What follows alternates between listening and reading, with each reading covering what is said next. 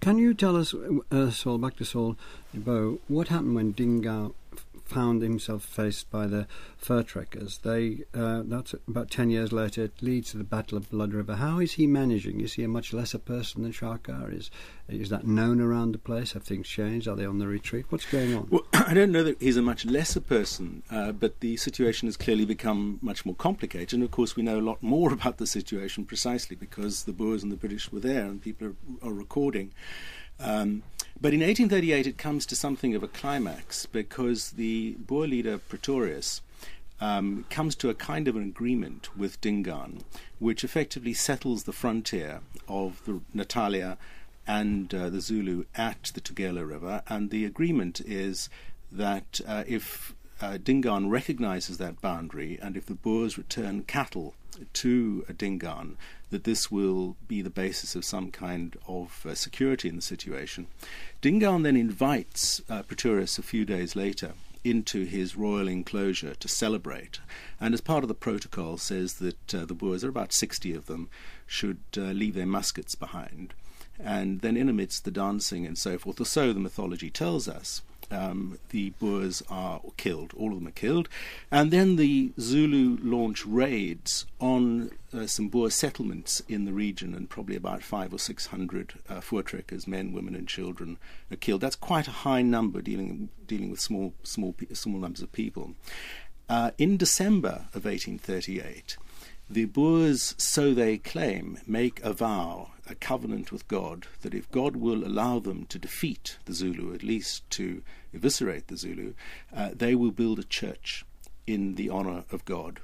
And at the Battle of Blood River, where the voortrekkers draw their wagons into a laager and heroically defeat the Boer, there are only something like 3 voortrekkers injured, and up to 3,000 Zulus are killed. And the voortrekkers number about, what's their number?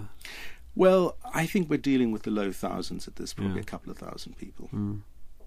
And this is very much part of, an absolutely crucial part of Afrikaner nationalist mythology. This, for the Afrikaners and for later Afrikaner nationalist history, is the proof that God has recognized their position in Africa. Now, I'm giving you the sort of mythologized version of this because, in fact, there's very little evidence, for example, that the vow, the covenant, was actually recognized by the Boers for many years after this event. And yet one of you said earlier that we knew a lot more now because we were dealing with people who kept records. So where does that leave us, Sheila? I think that we begin to get written records really from the advent of largely English traders who come to Zululand and settle at Port Natal with the agreement of the Zulu king of Shaka in the 1820s. The problem is that, in a sense, by shining a spotlight on Shaka, it leaves everything else in darkness, and we're not always as aware as we should be of the limitations of those documents. But increasingly, as missionaries join the traders, as the Boers come in and British government begins to take, or the British authorities, I should say, at the Cape, begin to take an interest in Natal, we have an increasing number of documents. This gives us an insight, in a way, into what the British and the British traders, the British authorities, the Boers were up to. It's less good in telling us what was happening within African society. For that, we have to look to the oral sources, which are collected rather later on. In fact, for much of the period, I think the settlers at Natal, who follow in the wake of the British annexation of Natal, which only happened in the 1840s, British settlers really didn't know what was happening among the Zulu to the north of the Tugela. It might just be worth sketching at this point the relationship which emerged after this terrific Battle of Blood River. Can I just go? Yeah, fine. Please go on. Because I think, in a way, from 1840 until the 1870s, the Zulu and the settlers in Port Natal reach a kind of uncomfortable modus vivendi, and this is partly because the king who succeeds Dingane, because after the Battle of Blood River, Dingane's half-brother Mpande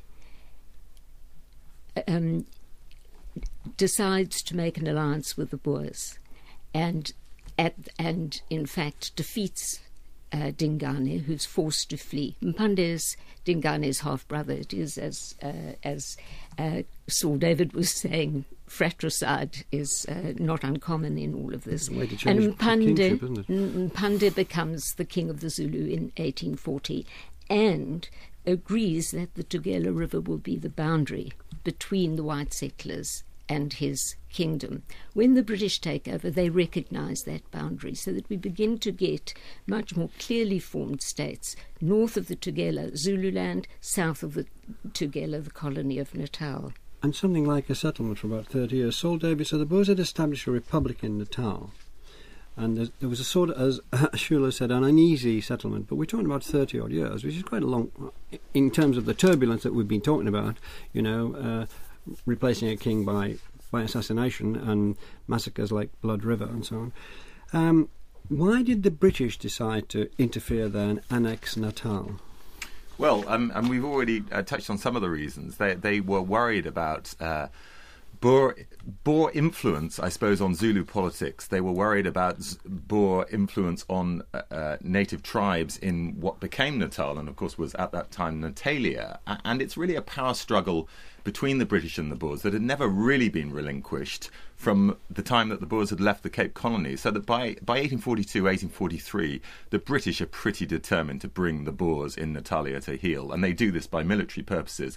And after the defeat of the Boers in 1843 and the absorption of Natal into the British Empire as a crown colony, the Boers, of course, trek north over the Drakensberg and found the two republics that we still remember today, and of course loom very large in this story: Orange Free State and the Transvaal.